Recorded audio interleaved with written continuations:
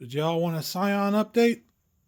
No? Well, you're getting one anyway. Got that alternator.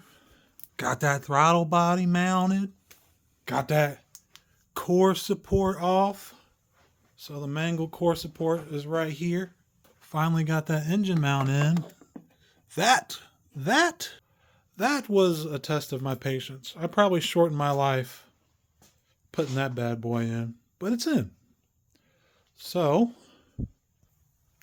next we will be drilling these spot welds out and taking, the piece that I need off of the donor, because we don't need the whole rails.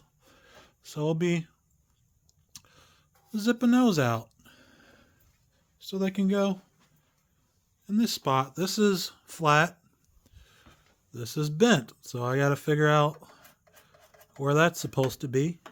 And then I guess a test start, because I don't know if this thing even runs. For all I know, there's a hole in the block and I just didn't notice it. I probably should have checked that before now. Ah, well, I'm sure it's fine, right? Yeah!